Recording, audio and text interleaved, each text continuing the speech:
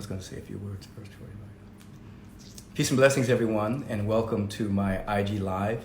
Normally that begins at 1 p.m. Pacific time, but today we have 3 guests.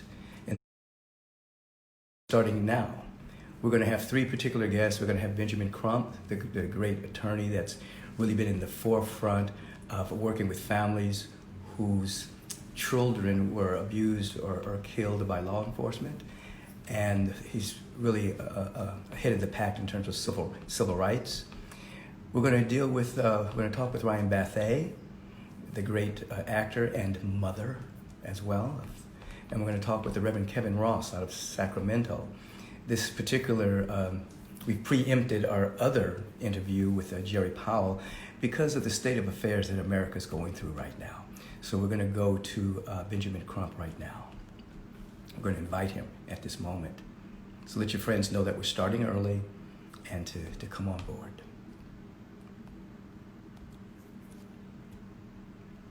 Oh, shit.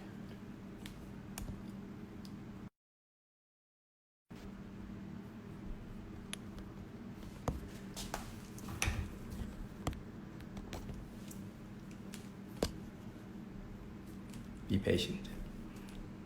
We're trying to get Benjamin Crump right this moment.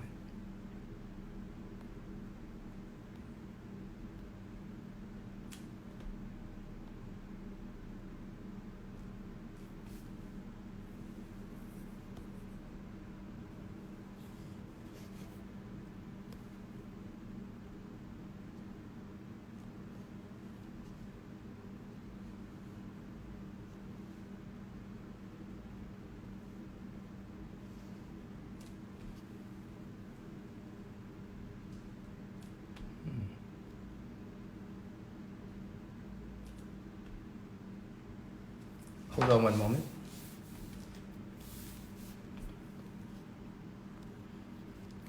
Hold on one moment. We're trying to get him in the queue.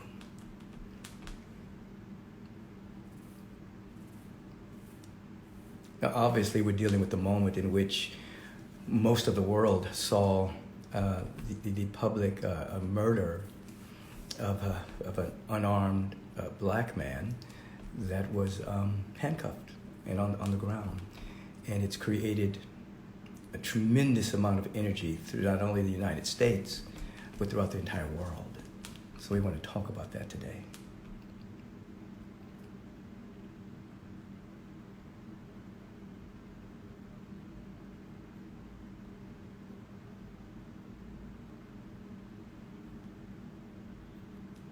I wonder if he's put himself in the queue.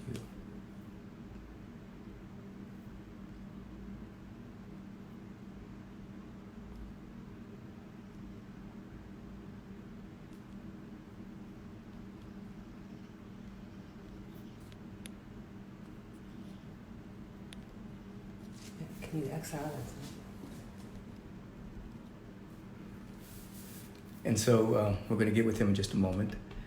He's home with the medical. He's coming on in a moment. He's coming on in a moment. He's a very busy man. He's the individual that's going to be going with the family shortly, with the body of the man that was murdered. So he's very close to this particular case. And so, just hold on a second. And as I said, after that, we're going to talk to Ryan Bathé. You may know her as a wonderful actor, mother of 2 children. She's married to Sterling Brown as well. And Reverend Kevin Ross, who's the spiritual director of the Unity Spiritual Community in Sacramento. So we're going to go from attorney Benjamin Crump, Ryan Bathé, Reverend Kevin, and get perspective on this healing in America that America is calling for right now. America is calling for a spiritual healing. We need to obviously shift the narrative of individuals that are black or brown or poor being inferior to other beings and how we're treated differently. And this is our time for all of us to rise up articulate a new vision and a new narrative, and begin to do what we can do individually to walk in the direction of being an architect of a society that honors the dignity and the uniqueness of every being on the planet. To really rise, to catch that vision, to articulate it, and to live it according to what our giftedness is. Everyone can't do everything, but everyone can do something. And so begin to just consider that for a moment as Benjamin Crump is readying himself to be a part of our dialogue. And you have a moment, share this with your friends and family. Share this with individuals on your IG so that they know time has changed and we're going live now.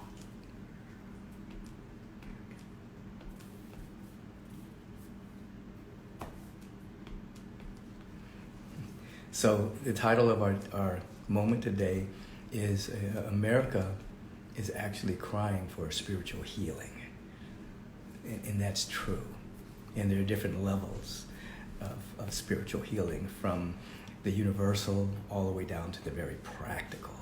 And obviously, with the murder of Ahmaud, the man that was jogging and was hunted down and killed by a white supremacist, and the murder by a law enforcement individual that was to protect and to serve an individual, there's some healing that needs to happen. And right now, the natural reaction is for many people to strike out, not just with protests, but with violence to a degree. But what do we do after that? What do we build after that?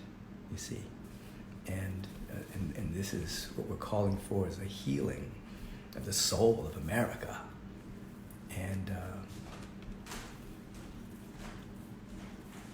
so I think we're all processing what we have seen, the wanton murder of a man in which individuals were screaming from the sidelines, get your knee off his neck. One officer was keeping people distant, and people were saying he can't breathe, you're killing him, and the officer never moved. And even the individual that was ultimately murdered was saying, I can't breathe. I can't breathe. Everything is in pain. And then you saw, if you haven't seen it already, you'll see the body went limp and he was pronounced dead on arrival. So obviously, as an African American man, we have a DNA memory of public lynching when black men it was legal to lynch them publicly. And so many people are having the scar tissue, the memory of that dynamic being seared into our soul again. But please understand this. This is not a black issue. Oppression in America and bigotry or racism or the abuse of power by law enforcement is not an African American issue. It's all of our issues. And so we want to begin to embrace a much higher way of being on the planet at this time in human history. And the attorney Benjamin Crump is going to be with us at this moment. Right there.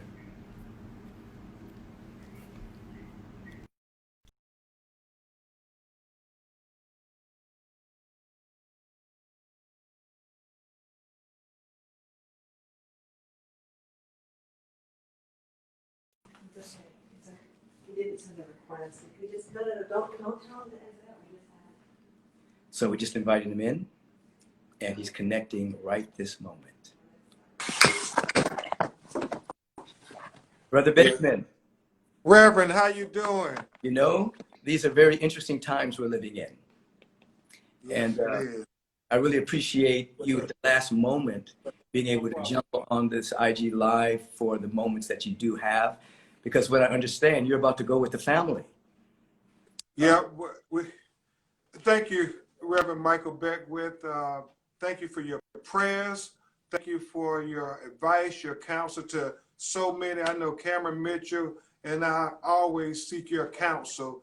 And right now, for George Floyd's family, please keep them in prayer as we reclaim his body, even as we're speaking from the medical examiner, to have Dr. Michael Biden, a noted forensic pathologist from the state of New York, who's going to do the independent autopsy on behalf of the family, because they think it was not third-degree murder. What we saw was first-degree murder, and we don't want him to be sentenced and then the judge give him 5 or 10 years. We want first-degree murder, so there'll be a minimum knowing how long he's going to serve. But we are thankful to God always for every step towards justice.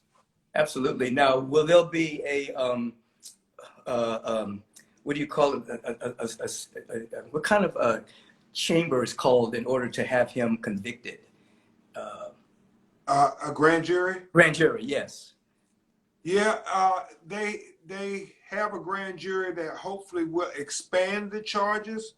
We don't think they cannot uncharge him at this point based on the probable cause that existed that we all saw, Reverend Beckwith. I mean, quite literally, when you think about what we witnessed a man who was face down, right, in handcuffs, right, and a police officer who has been trained and supposed to be able to de-escalate situations, kept his knee on his neck for not 1 minute, not 2 minutes, not 3 minutes, not 4 minutes, not 5 minutes, not 6 minutes, not 7 minutes, 8 minutes, over 8 minutes. And I always keep doing that for dramatic effect, for people to literally think about how George Floyd spent his last minutes on this earth gasping for breath. I mean, calling for his mother, saying that I'm gone, and then just pitifully urinating on himself because the police offer him no humanity. And so we have to give humanity to George Floyd collectively. Absolutely. Again, we heard another black man say, "I can't breathe," again, and be killed. And you know, many African Americans are feeling the scar tissue of, in our DNA, of public lynching that used to happen, that when that was legal. And here we see a law enforcement individual that's to protect and to serve, as you indicated, sitting on top of a man that was handcuffed and was not resisting anything, murdered in front of our eyes. It reminds us of those public lynchings. Particularly some of the older people remember that. And here we are again. So America is crying out for justice, and America is crying out for a spiritual healing. And what I want to emphasize is that this is not just an African-American issue. This is all of our issue. This is America's issue. This is the world's issue. For wherever there is oppression or bigotry or racism, it affects us all.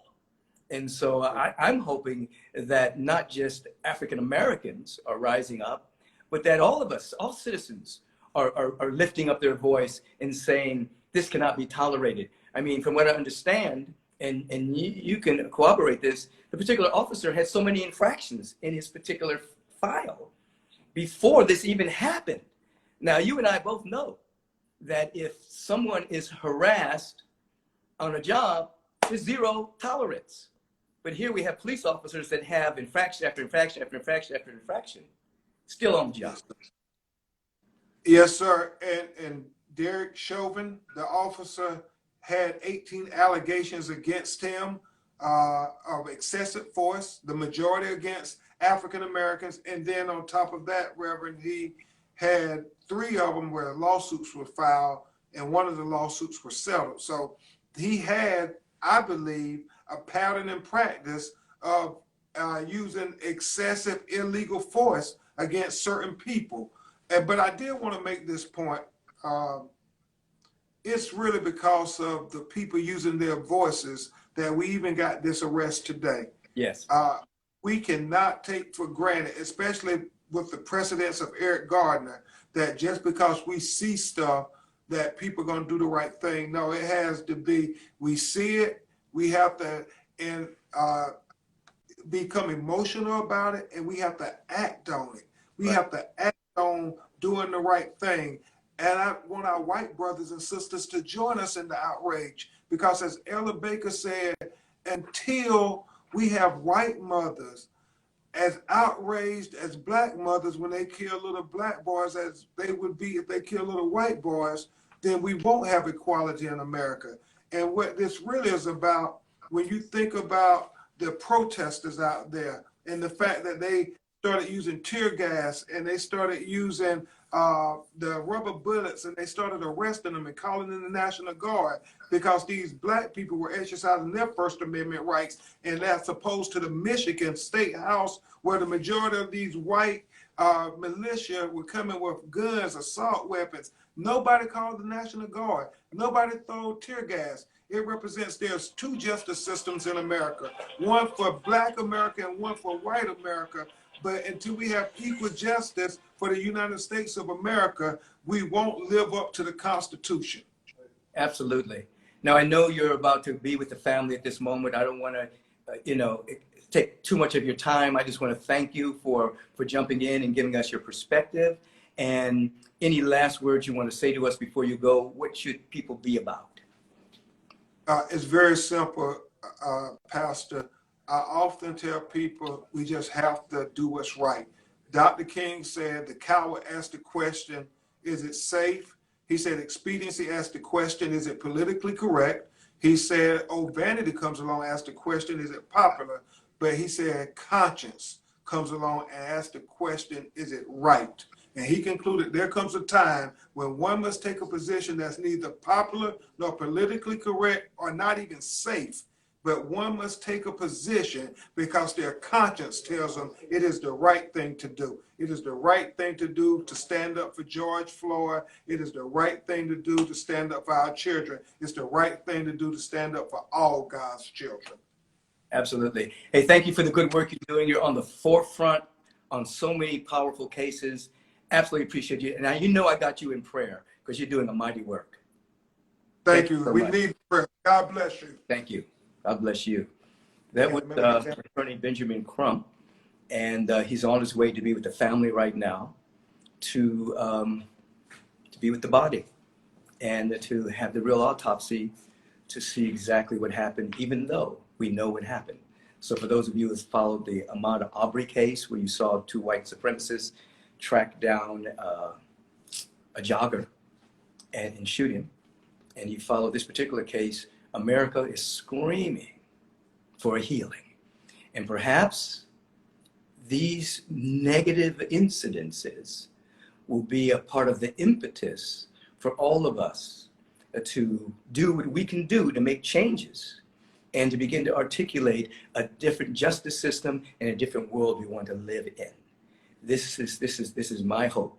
I know that the universe is progressive. I know that life wins, and perhaps something as egregious as what we have witnessed over the last couple of weeks with Ahmaud Arbery and Mr.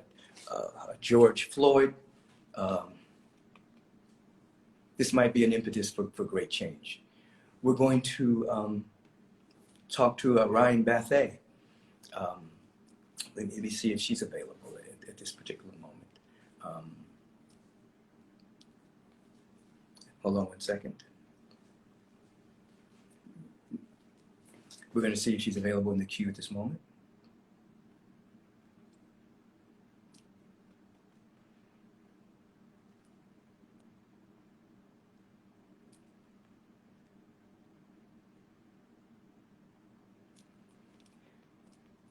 So if you don't remember who she is, she starred in numerous TV shows and films. She plays Air Montgomery in BET's First Wives Club, the TV show.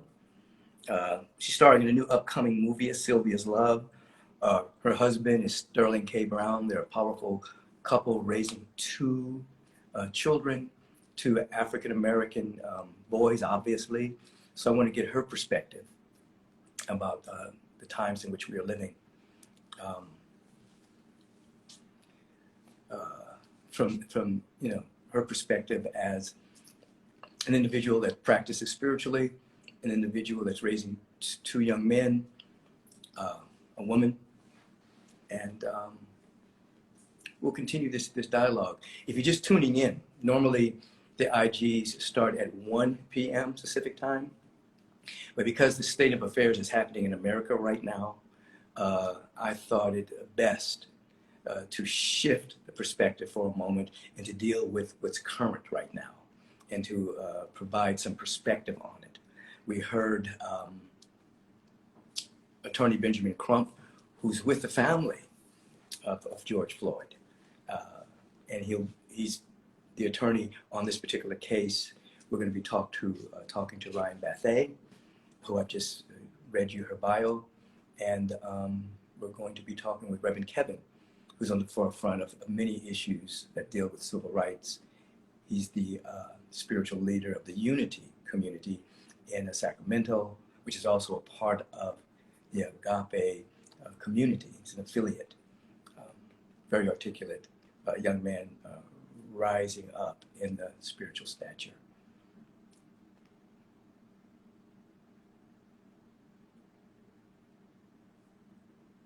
Just don't go away.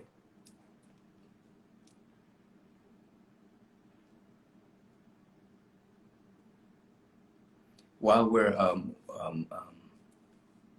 waiting for Ryan, let your friends know about the new time of this particular IG, because many people are going to tune in at 1, but we're on early, as you can see. So take a moment and just let your friends know that we're going live, that we're live now. We just had Benjamin Crump, and then we're going to have Ryan and then Reverend Kevin. I think we're texting Ryan now to make sure that she's available. And so just to continue until we get her, America is crying out for a spiritual healing. Now, why do I say that? Because laws can be enacted, and we need great laws, obviously. There used to be a time where black men could be lynched. There was the Jim Crow era, segregation, slavery. And with all of these particular institutions of segregation and racism, eventually laws were changed so that there was an ending of slavery, there was an ending of Jim Crow, there was an ending of lynching. There's still a continuation of law enforcement abusing their power on people of color and even poor people. So there are laws against that, but there's an underlying narrative that needs to be shifted. And that narrative is that there are superior and inferior people, superior and inferior races. That narrative must be etched out of the soul of America. And that is why we're calling it a soul cleansing or a spiritual healing that ultimately must happen. From the time an individual is born, little babies aren't born racist. They're not born bigots. They're not born haters. That's something that's ingrained within them. That's something that's imprinted, something that they learn. So there must be a healing psychically, emotionally, spiritually of our country and our world so that that imprint begins to fade away. And so we're going to bring on Ryan at this moment.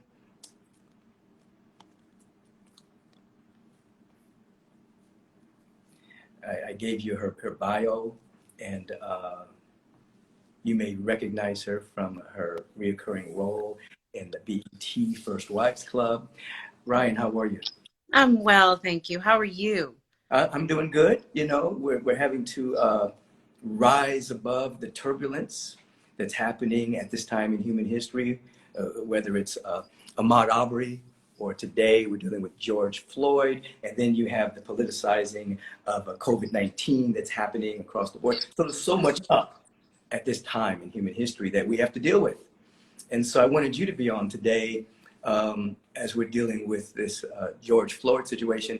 You know, you're a mother, you're raising 2 kids, 2 boys. Mm-hmm. And I can remember my mother raising 3 boys and giving us the talk, you know, about how to survive in the world so we get home safely, how to deal with the police, how to report badge numbers, how to, you know, she wanted us to be safe. She wanted us to be active.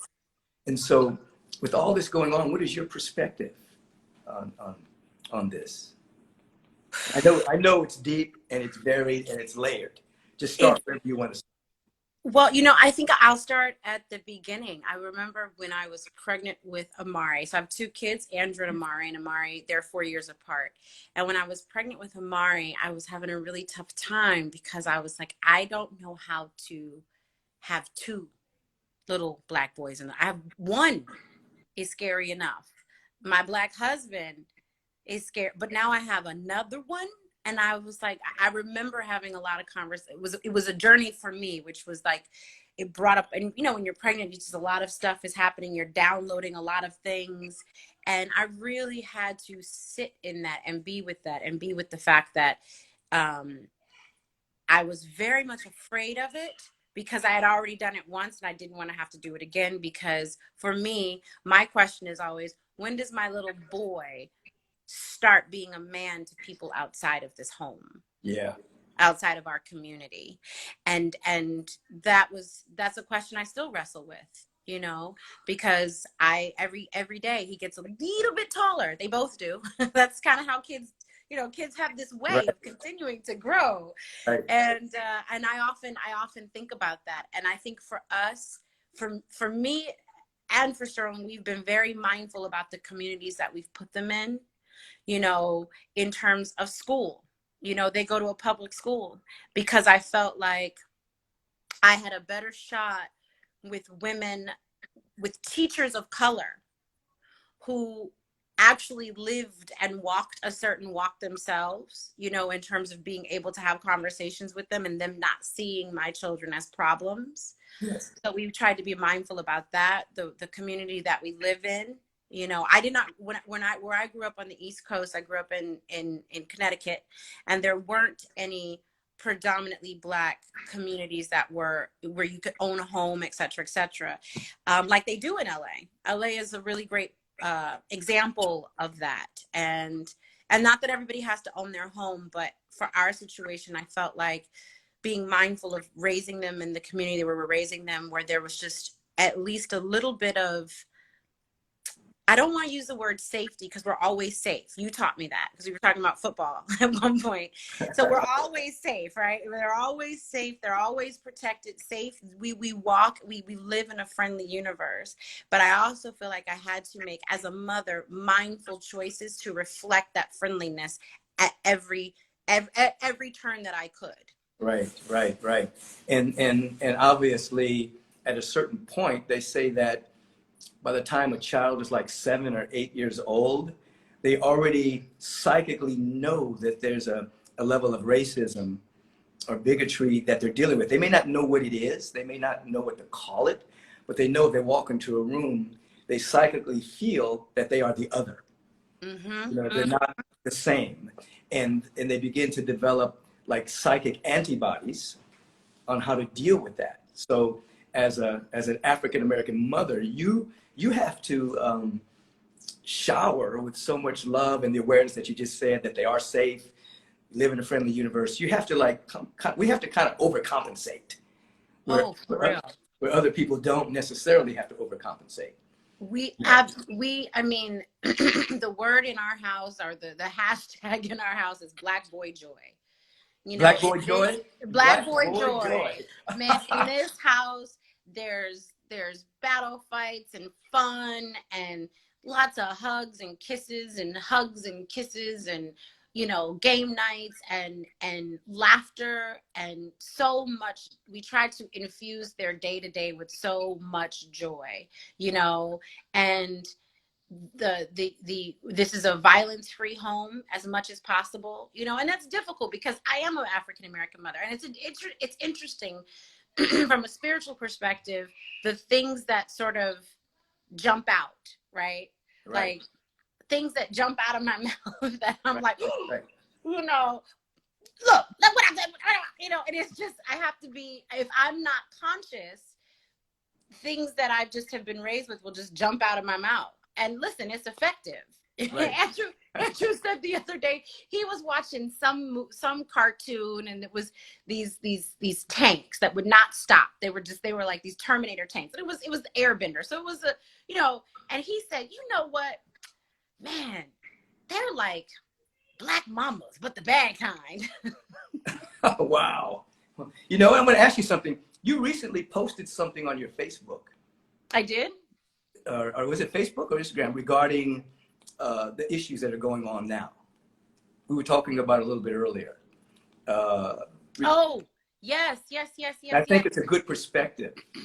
The perspective about the article that I read about 10 years ago, where they did the FBI was tracking white supremacist groups, Right. and they had infiltrated them, because that's actually what one of the ways that they research them is to infiltrate them. And what they realized was that, then this was 10 years ago, Right. the plan from the white supremacist groups was to infiltrate the police departments and the military, police departments throughout the country and the military. And what we were talking about was just how you don't need a lot of people if 2 or 3 people, it's biblical. If 2 or 3 people go into one police department with the same vision, even if that is a vision of darkness, they can do a great deal of damage if everyone else is unaware, if Absolutely. everyone else is not holding a space of, yes, we are the police, but we are a peacekeeping force. Right. Absolutely. You know? Absolutely. And that appears to what happens with, obviously, Floyd George. I mean, the man that had his knee on his neck had no remorse. None. Floyd, no remorse at all. He just stared blankly as people were screaming at him to get the knee off of his neck. He had no remorse. It was like this was his intention, you know. He was so clear that it was his right. Yeah.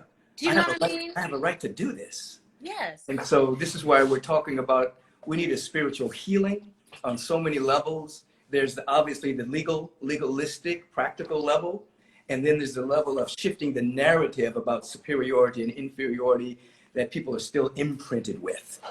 And so I wanted you to just be on, because I know you're trying to raise black boy joy. I saw some people responding to that on the thread. Black boy joy, compensating for what they're going to have to face when they go out. So they have enough spaciousness within them that there's a great degree of self-love and appreciation, regardless of what they're going to face. I'm so appreciative for Alice Geneva Beckwith, my mother, who embraced us and gave us a foundation of self-love and appreciation, because we did run into all of that. I mean, that was just a part of, when I went to an integrated junior high school, I was told by my teacher that we had to do autobiographies. And I said I was going to, go to USC and do this, that. And she marked my paper down and said I was dreaming too high. There's no way I was going to go to USC. So ultimately I went to Morehouse and then transferred to USC. But we're faced with that on a regular basis. And so the narrative needs to shift, which is why we're saying America and the world needs a spiritual healing that shifts the narrative and the laws. Like the police, as I was talking to Benjamin Crump earlier, the person that was just arrested for killing him had 18 infractions in his file. Yeah. After 1 or 2, he should have been fired. Absolutely. I mean, if someone goes into a workplace and abuses somebody or harasses somebody, they're fired immediately these days. So you can have a police officer that's supposed to protect and to serve, have 18 infractions, and he's still on the force? No, there's some laws that need to be changed. Some laws that need to be changed, some mentalities that need to be changed. And, people are doing everything that they can to, when you take away people's voice, they will find a way to speak regardless, right. And if we take a knee and you call us SOBs, and we march down the street and you call us, say we're playing the race card. I mean, the things that they say about quote unquote civil rights leaders like Al Sharpton, who has done nothing but try to diffuse every single situation. They call them race peddlers.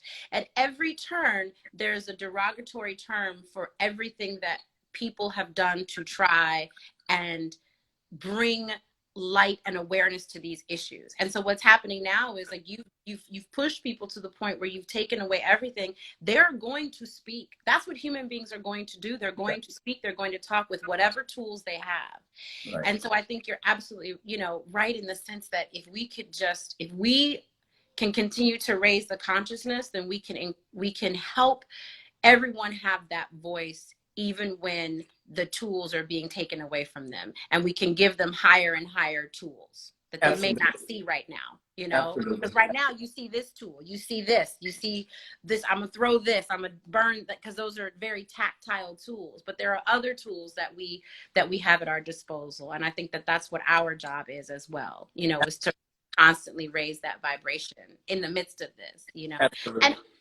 I'm completely compassionate as well, because, you know, we've all been at that point of just that fire, that anger that causes us to, I don't even want to use the term lash out, but we want direct action.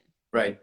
Particularly when justice has not been served for a long period of time in so many cases, in which we see the abuse of power of law enforcement, and then nothing happens, then there has to be some type of explosion at some point.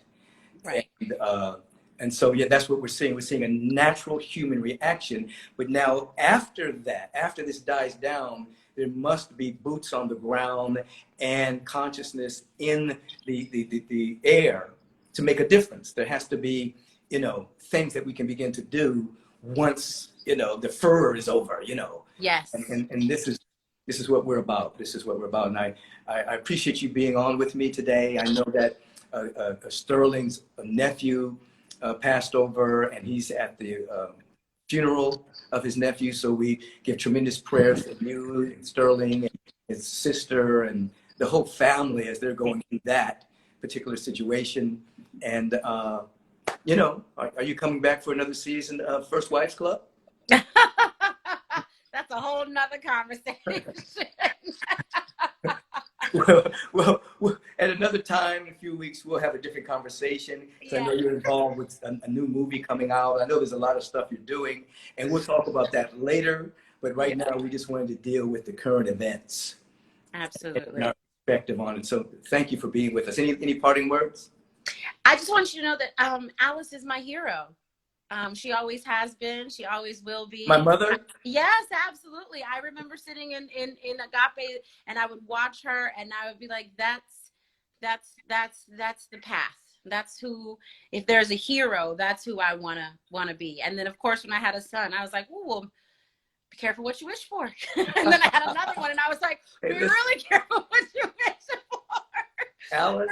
So, but she is. And I think about my two sons, and I often ask, I often have conversations and say, Alice, if you could just give me a little guidance right now. So Alice was no joke, okay? Oh, I know. She was short of stature, but very powerful. She loved you to the nth degree, but she would tell you the truth about yourself and get you in order. And I sometimes cringe at what me and my brothers put her through growing up. I want to hear those stories too, but also for another time. But, she corralled us, and of course, my dad was no joke. So all she had to say was, when your dad gets home, and we straightened right up. Because we didn't want to deal with Frank Beckwith Jr. You know. But I appreciate about them both was they did give us a foundation of unconditional love. And you could tell that they loved us whether we did wrong or whether we did right. There was no difference in the love. There may have been difference in the punishment, but there was no withholding of love. And so I love them both for being able to hold that space. And I hold you and Sterling in prayer that you're obviously doing the same thing for your kids. And I appreciate the fact that you guys are tuning into Agape every Sunday and using this as something you guys can lean on. Yeah, it is. Thank you. Thank you so much. And we'll keep talking. And, for everyone out there, just whatever you're feeling, these emotions, they are lessons. So just listen to them. Listen to them. Absolutely.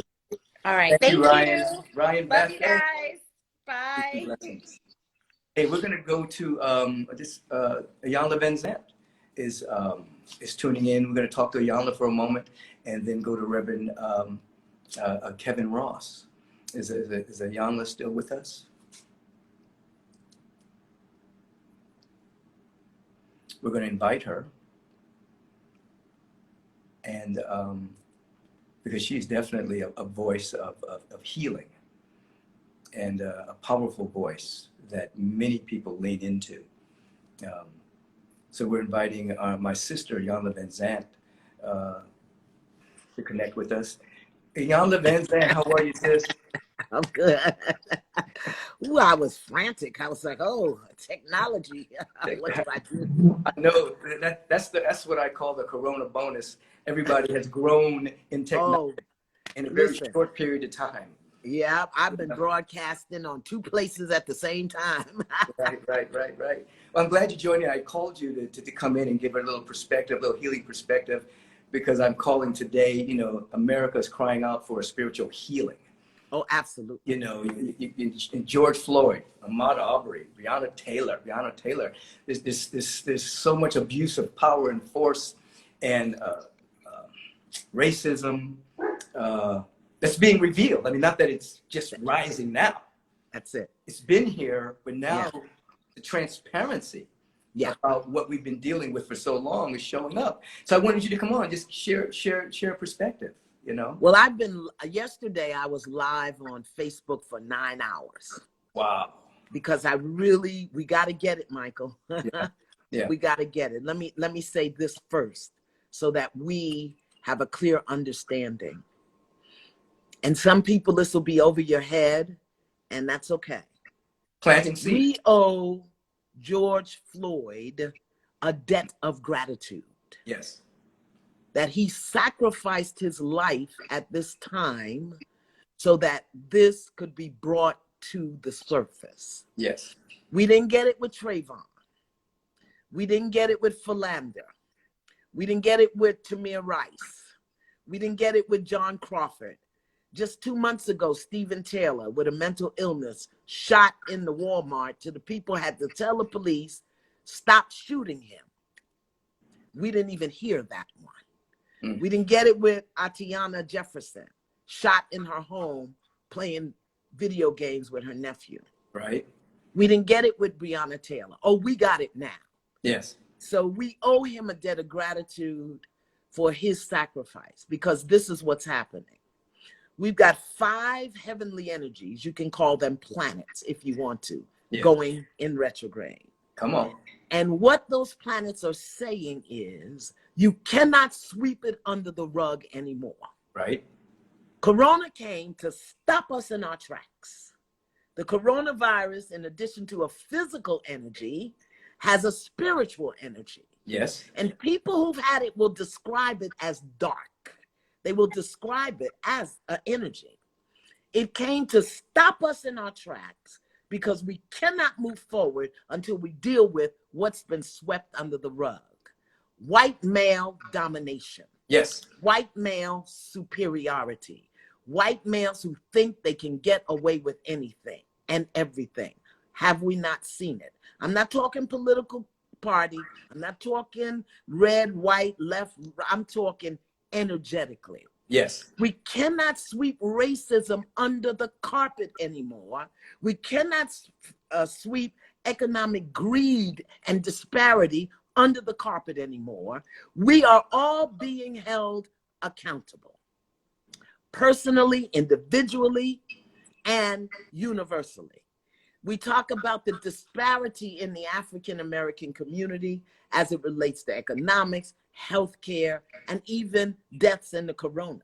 We are also being held accountable for how we handle our lives, what we do, what we say, how we do it. We cannot sweep it under the carpet anymore. And let me tell you, keep your mask on, because we're getting ready to get beat like we stole something. You know why? We haven't paid attention. We've been home. The universe said, come home. And people are itching to get out. Right. We're impatient. We're impulsive. Right. And we're not paying attention. Right. So George Floyd, in his loving sacrifice, has brought this thing to a head where black and white, rich and poor, you know, left and right are saying, wait a minute, hold up. It's been here, but we refuse to see it. No more. We're being held accountable. Absolutely. We're being held accountable. Yeah. And that's what the word apocalypse means. It means the lifting of the veil. that That's when the right. veil is lifted, you can see what's trying to emerge. You can see the cataclysm of what's happening, and then some people don't see anything at all. They're just, Yeah, they're just ignorant. But we're in an apocalyptic moment where the veil That's right. is lifted, and you actually see what people have been dealing with for years. That's and right. you're saying you cannot hide it under the rug. They tried to hide it with Ahmaud Arbery, you know. That's right. But that began the snowball effect that you're talking about. You know, Yes. when Yes. two white supremacists kill a jogger for nothing, For nothing. you know, that ratcheted up the energy a little bit. And But they hid it. They hid it. Yeah. Don't forget they hid it for 2 months. They hid it for a long time. That's right. And the individuals weren't even arrested for months. That's right. But So here's the other piece, Michael, for our individual selves. Yes. And again, I know this is difficult for some people. Plant the seeds, Iyanla. Plant the seeds. Okay. We have to do the ancestral work because we have a cellular memory. So a lot of the anger, the outrage, the fury, we've got to heal that, clear that from the cellular memory so that we can have a different approach today. Yes. You know, we marched for Trayvon for 5 months. We marched for Michael Brown for 3 months. Then we went back to watching Wheel of Fortune. Okay? But this corona thing has shut it all down. Yes. Everything we worship, everything we value, the entertainment and the athletes and everything. People used to live at home. They don't live at home anymore. They live in the club, in the bar, in the mall. But Corona says, stay your butt home. And what did we do the minute we had the opportunity? Run outside. Why? Because we don't know how to deal with the energetic of the cellular memory. So I've been telling people simple things, clear, ancestral, generational anger and rage so that we can see how to deal with it today. We can't deal with it today the way our ancestors did. We have to deal with it differently. Clear ancestral curses, ancestral enslavement, black and white. Yes. This is white folks' work too. Absolutely. It's not just our work. Absolutely. What we want to clear is the energy that'll make us think nothing's going to change. Right. Because that's what our ancestors thought. Right. But we have to see it differently, do it differently. So just a simple, I'm clearing ancestral rage. I've been telling people how to cross their meridians. Inhale to the right, exhale to the left. I'm choosing to clear generational trauma. I'm clearing generational trauma now. Back to center. I'm choosing to clear generational rage. I'm clearing generational rage now. Back to center. I'm choosing to clear generational oppression. I'm clearing generational oppression now. Back to center. Our ancestors didn't have the technology. We have the technology. It's called intentionality. Yes. It's called speak the word. Yes. It's called hold the thought. Yes. It's called clear the energy. Yes. And the planets that are retrograde are supporting us in our healing. And let me just say this one final thing. Don't get tricked into believing what you see with your eyes, because people are they tearing up their neighborhood? Why are they rioting and looting? The Boston Tea Party, which was white folks rebelling against oppression, became a historical event. But black people rebelling against oppression is called rioting and looting. Come on now, somebody. Right. Well, that's the status quo. That's the status quo, basically shaping the narrative. That's right. And we Change have the to narrative. take our own narrative and have That's to take right. it what it really is. Yeah. And so we're in one sense, yes, I have outrage, but it's my outrage. It's not my grandmother's outrage, okay? It's my outrage today. And so I get to mold that and shape that into something more productive. Clear those ancestral things. Oh, just open your mouth and claim your freedom from historical patterns of thought, belief, and behavior that keep us enslaved to things we can't even see. Right. Clear that. And all of this anger and rage toward white folk, and let's clear that. Otherwise, we're not going to get the messages that we need to move forward collectively to change this. Absolutely. Those messages are coming directly from spirit, directly from your soul, but you have to have no static on the line. No static in order on to those. catch it. and articulate it and live it. That's right. Absolutely. That's right. I want to embrace you. I love you so much. And I just want to let people know that what Iyanla is talking about is real spiritual, intentional work. It's not foo-foo. It's not frivolous. It's real inner work that allows you to change your consciousness. That's it. But you see the possibilities within yourself and in the world, and you walk in that direction intentionally. Yeah. She's talking. And you know what, Michael? Even if we can't see the possibility, because right now we're looking. So they've arrested the person and we want to clap. I said, no, don't clap. Take the spiritual victory and go into gratitude. Yeah. Not celebration that you got what you wanted. That's a low vibration. It's a spiritual victory that something's being healed. Right. Yeah. And it's so just the go beginning. into gratitude. Just the beginning. Yes, just the beginning. This is the long haul. Yeah. This is not a sprint, because we are clearing generations of imbalance and injustice and arrogance. Okay. So even in your own personal life, this is what I'm saying. Hear me. In your own personal life, who do you feel has a knee on your neck? Is it your boss, your coworker, your supervisor, your partner, your mama? Or life Who itself. Okay, life itself. Clear that. Yes. And then, whose neck do you have your knee on? Who are you holding in a place trying to get them to do what you want them to do? Is it your child, your partner, your friends? Okay? This is where we got to look. Whose neck is your knee on? Yes. Maybe your knee is on your own neck. Yes. With limited thoughts and beliefs and perceptions of reality. This is what we have to clear so that there's no static. So when the spirit speaks and says, pull your money out of the economy for the next 3 days, you don't go into hysteria running to buy toilet paper.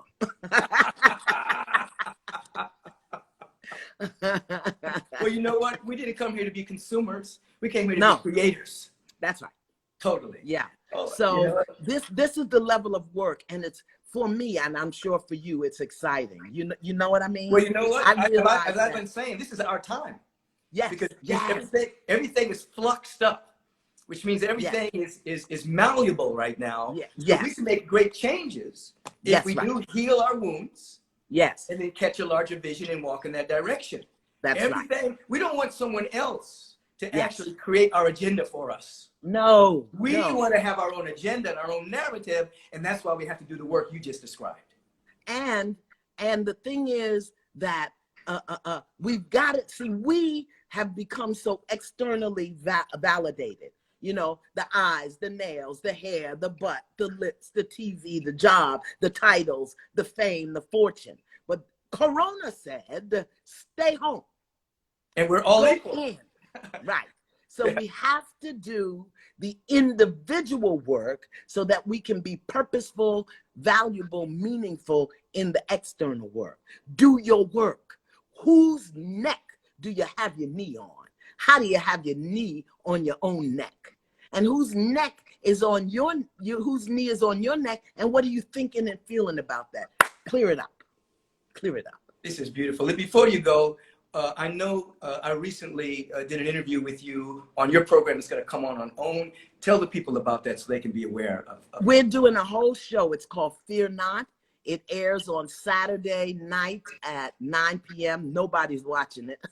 Saturday, what date? What's the date? It's every Saturday. Your show airs next week. This week I have Dr. Steve Perry. But where I'm giving information and we're talking about how to move out of the fear, because fear is a very low vibration and it makes you susceptible not only to the virus, the coronavirus, but to everything else. So the show is called Fear Not, 9 p.m. on OWN, the Oprah Winfrey Network, and you're going to get some information and exercises about how to not live, so you don't take fear out of the virus as we go back into the world. Absolutely. Every Saturday, 9 o'clock. On the Oprah Winfrey Network. You know, it's different in every place. So Right. Look in your area and see what the Oprah Winfrey Network is, or look at it on the OWN app. You can do Right. it there too. Right. Fear I not. love you, Michael Iyanla, Bernard Beckwith. I love you, Iyanla Van Zandt, and thank you for tuning in. Absolutely appreciate your time. Deep It's bow. valuable. We have a lot of activities going on, so thank you for stopping and being with us. On anytime. Deep Beautiful. bow, everybody. Deep bow. God bless you. So obviously that was Iyanla Van Zandt. We're going to complete our moment of dialogue with the Reverend Kevin Ross. Kevin Ross is the spiritual director of the Unity Center in Sacramento. And we're going to take a few minutes with him and mine his perspective. The Reverend Kevin Ross I've known since he was a teenager, and he's now the spiritual director of the Unity Spiritual Center right there in Sacramento. And Reverend Kevin, how are you, brother? I am wonderful. How are you? Outstanding. Have you been tuning in to the few guests I've had on today? I am, and I'm just loving it. It's absolutely what I need today after a real dark night, you know, and that the whole country has been feeling. So I'm very grateful that you have chosen to host this and invited me to be a part. Right. When you talk about the dark night, are we talking your personal dark night?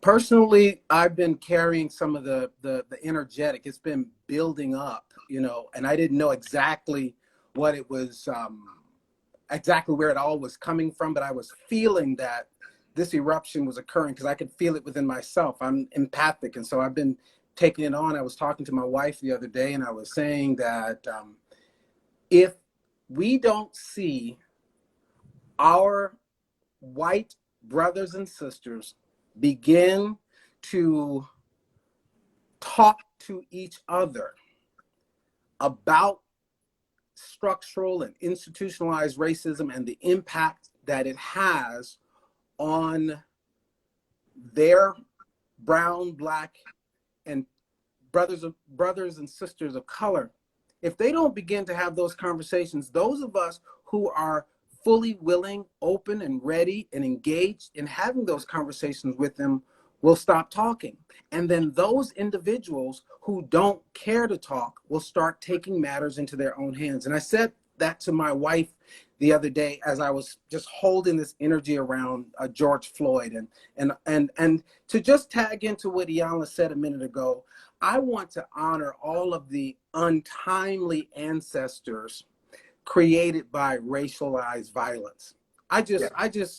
This day is, they share in this day, in this moment, those that were created as ancestors by racialized violence. I just want to honor them in this space, you know, and maybe that's what's been bubbling up for me. So it's not only a dark night, you know, personally, it was a dark night for us. If you were paying attention, you were tapped into, you know, the work of the patriots that were in rebellion in Minneapolis, who were spitting out and rejecting, summarily rejecting this type of violence. That this was not a riot. This was a rebellion. This is the language of the unheard and the unseen, as Dr. Martin Luther King Jr. has taught us. And so being a witness to that, being a witness and party to that last night, I was spiritually there with them.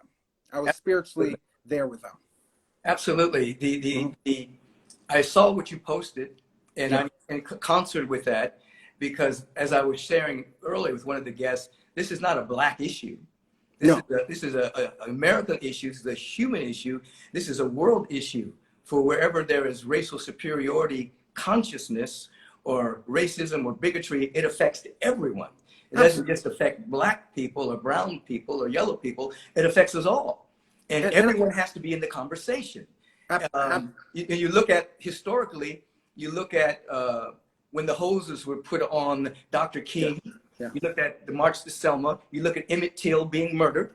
There was an outrage that happened that jettisoned things forward, but that outrage was among every citizen, not just among a small group of citizens. So I'm thinking, as Iyanla was saying earlier, we may owe a debt to Brother George Floyd, because he may be, you know, particularly on the heels of Ahmaud Arbery, he might be the spark that allows real conversations to take place, real meaningful action, real meaningful change during this time in which things are very, very malleable. And I I appreciate what you posted, by the way. yeah, So, and I absolutely positively agree with that. And this is why they are the untimely ancestors created by racialized violence, right. and so we must honor them. We share. We are picking up a mantle that they've sacrificed for greatly, and I do agree that it's necessary. It's time. It's past time for those of our white brothers and sisters who say they love us and embrace us as friends and beloveds. It's time for them to begin to shoulder their more than half of the sky in this conversation, because we have shared this. We've shouldered more than our half of the sky forever in this. And when you're naming those individuals in history who have stood on the front lines and sacrificed on behalf, you have to include yourself in that. You know, you and I have stood on the front lines, if you recall, forming a human chain I remember us, right? before Between the police officers, officers yes, and and the white supremacists. white supremacists. Yes, in Sacramento. Don't forget that. And later arrested. So we have you and I have shared spaces where we have placed our bodies literally on the line for something that we believe in. What we're experiencing now for people of color, and it's something I want our white brothers and sisters to really understand. We are experiencing a double pandemic. That's what's happening in our experience, you know, because while we are working through the impacts and the disparities related to COVID-19, we also have to put our lives on the line to help dismantle racism, which we cannot do of ourselves. We up until now we can't.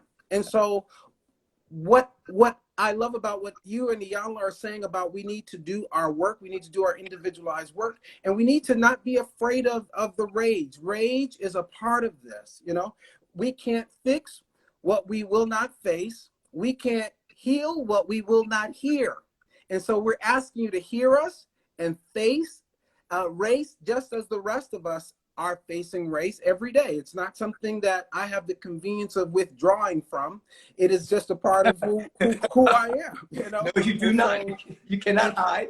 Yeah, there's no hiding. There's no hiding all this. You got too much. Nest, You have too much melanin. You cannot hide. Yeah, and so my invitation, and if you want me, I'll share it for you. But this idea of the being willing to be at stake in this conversation, embrace the rage. All of us are feeling some kind of rage. Even my white brothers and sisters who responded greatly to the post on my Facebook page, responding greatly. They're feeling the rage. So let's go ahead and understand our rage. Where is that rage coming from? Where is that rage coming from? And then let's transmute our rage. There it is. Yeah. Let's transmute the rage into wage. Let's wage some peace. Let's dismantle the structures that are barriers to the building of the beloved community that many people who follow you and me say they align with. But this co-creating a world that works for all involves work, and it is not coming on work and all. Work and all. That's it. That's all. it. That's it. You know, just to embrace what you just said, Yes. embrace all of us, not just segments of the population. Yes. But everyone has skin in the game. Absolutely. Yeah. I should read this then, since it's kind of what's coming up. So this is what I shared on my Facebook page as a conversation starter with white brothers and sisters. And then I'll just have a thought about it. Dear white people, please talk to your people about the rampant, ruthless, and shameless killings of Black people before the Black people who are willing to talk about it to you stop talking. And those that don't care to talk start taking matters into their own hands. If you don't see this as a problem that white people need to talk to white people about, I don't understand what further evidence you require. Take up a new legacy of ownership, allyship, and advocacy and abolitionism by calling out your own wayward sons and daughters, sisters and brothers, cousins and nephews, students and mentees. You hold them accountable. You demand that they change. You demand that they obey the law. You demand that they live out the tenets of their professed faith. They are not listening to us. This is not a Black problem. These killings are problems created by whites and therefore must be solved by whites. I know how uncomfortable it must make some people feel to hear me speak this way, but I cannot continue to watch Black people be massacred senselessly in the streets and then risk their lives seeking justice only for whites to feel sorry but stay comfortable. It's time to have the talk with each other. Dear white people, please hear my heart. Your action or inaction is not merely for the benefit of Black people, but for the whole of humanity. Have the talk for what doing so does to end racism in our nation. Once and for all, you hold the key, signed RevKev, hashtag have the talk. And this, Thank you for that. yeah, and this post is really a part of my and it could be an Aloysius kind of Pollyannish vision. And that vision is that whites begin to catch a higher a connection to their ancestral lineage that were abolitionists. There were those that were of their lineage that were alongside those that were constructing these institutions. There were those that were always deconstructing it. In the instance of the Underground Railroad, you had your white abolitionists right there. So Absolutely. this abolitionist movement, there's an opportunity for whites to take off the cloak of shame and guilt and take on a cloak of pride as it relates to their abolitionist ancestry, take that up and abolish racism as their new purpose and mission, as only they can do. Right. And then we can be their allies. Right. We No, can be their allies. I don't think that's Pollyanna-ish. That's real talk. Yeah. For individuals to go to their ancestral frequency of things that were done powerfully. That's real talk. And then you know what happens? Then you go to the place where you realize that African American history did not begin with slavery. Correct. And it's, we have another lineage and another heritage way beyond that. And then the white folks have a history way beyond that as well. We start to meet at a transcendent space where real healing takes place. No, I don't think that's Pollyannish. As a matter of fact, real change only happens when people begin to believe what normal people believe is impossible. That's it. That's when real change takes place. Matter of fact, if you look at the word impossible, it spells I'm possible. I'm possible. That's what it spells. I'm possible. You're absolutely right. So I appreciate that correction of perspective. I want to, in my own mind, in my own imagination, that's what I see happening. That's when we're talking about the beloved community and co-creating a world. I see our white brothers and sisters taking the lead of their positive ancestry and being transformative with that today. And that's something they can align with and do so from a place of their true desire, no longer needing to be afraid to enter, no longer need to be ashamed and operating out of what is commonly referred to as white guilt. That's not necessary. What about operating from this place of love? Dr. King says we only need a heart full of love and a soul generated by grace. Generated by grace. Absolutely. And you know what happens? Yeah. What happens is what's happening in your community and what's happening at Agape. After a while, we stop identifying each other by race at all. That's it. We enter into the content of our character. That's it. Dr. King described it. That's it. We enter into people that are on the path, people that are seeking to be growth-centric and discover their gifts and share them. And that's the beloved community. That's where we don't deny our particular heritage. We love it and embrace it. But we are aware that our spiritual heritage, we're one with that luminous, brilliant light that we all are. That's it. But we have to begin where we are. That's it. Begin where we are.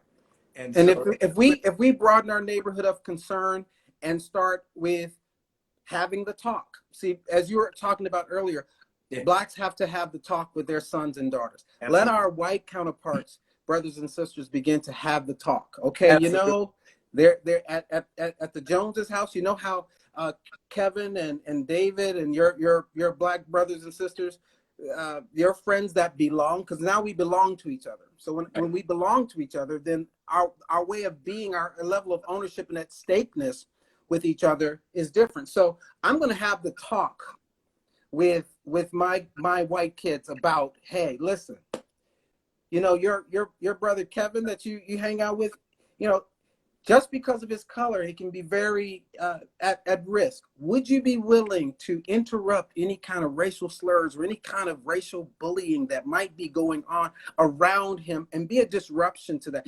Have the talk at home so that we start seeing some more gladiators of peace and justice showing up out of your communities. And you know, this is what it's about for me. And I'm glad to be playing in the soup with you at this time. I think we were sent here for this, such a time as this. Absolutely. It's all culminated. We've known each other for years. I knew you as a teenager, and you've simply continued to evolve and progress, but your core has stayed the same. You want to birth and be an instrument of birthing the beloved community.